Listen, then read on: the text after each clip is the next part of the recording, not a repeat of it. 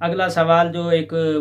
دوست کی طرف سے کیا گیا وہ یہ ہے کہ کیا قضا نماز کے لیے ہر نماز کے لیے ایک اقامت کہی جا سکتی ہے یا بار بار ہر نماز کے لیے ہمیں الگ اقامت کہنی پڑے گی؟ مثلا اگر آپ اجارے کی نمازیں پڑھ رہے ہیں یا آپ اپنی قضا نمازیں پڑھ رہے ہیں یا دوسروں کی قضا نمازیں پڑھ رہے ہیں تو اس میں یہ حکم ہے کہ ایک تو اقامت اور اذان و اقامت کہنا مستحب ہے، ٹھیک ہے جی، واجب نہیں ہے، مستحب یعنی کرنے سے ثواب، نہ کرنے سے گناہ کوئی نہیں ہے۔ اب یہ ہے کہ اگر آپ اپنی قضا نماز پڑھ رہے ہیں یا جناب اپنی دوسرے کی کسی کی قضا نماز پڑھ رہے ہیں یا اجارے کی، تو وہاں پر یہ کہ اگر آپ اجارے کی قضا نمازیں پڑھ رہے ہیں تو اگر تو وہ شرط رکھتا ہے، قید کر دیتا ہے اور مختص کر دیتا ہے کہ یقیناً لازماً آپ کے اوپر شرط ہے، آپ کے اوپر واجب ہے، اس کے علاوہ آپ کے اوپر یہ جو مال اور پیسے آپ کو دیے جا رہے ہیں اس کے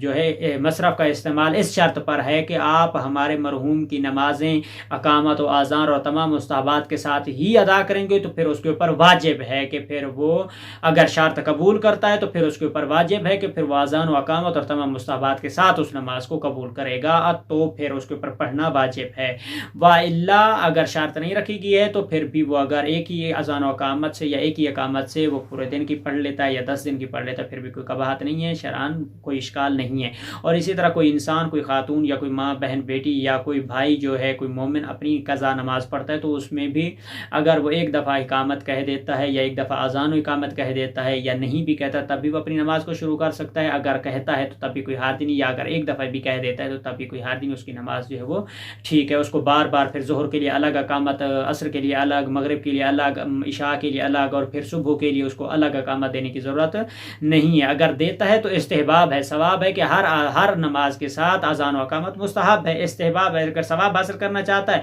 تو پھر وہ اذان و اقامت دے کے اپنی نماز کو جو ہے اختتام دے سکتا ہے۔ اگر وہ نہیں دینا چاہتا، ایک ہی دفعہ دینا چاہتا ہے اور وقت کی قلت ہے یا کوئی ضرورت ہے، کوئی مجبوری ہے، کوئی اس کو جلدی ہے، تو پھر اس میں ایک دفعہ کے اوپر بھی اکتفا کر سکتے ہیں اور اس نماز پڑھ سکتے ہیں۔ اور اگر اذان و اقامت نہیں بھی کہتا تب بھی اس کی نماز درست ہے، وہ اپنی نماز کو جاری رکھ سکے، جب بھی جس ٹائم بھی پڑھنا چاہتا ہے تو اس کو جو ہے وہ ادا کر سکتا ہے، اس میں کوئی حرج نہیں ہے، چاہے وہ مستحب نمازیں ہوں یا وہ پھر واجب نمازیں ہوں، تو اس میں کوئی اشکال نہیں ہے۔ تو ناظرین اکرام، اس سوال کے اختتام کے ساتھ ہم چلتے ہیں اپنے اگلے سوال کی طرف۔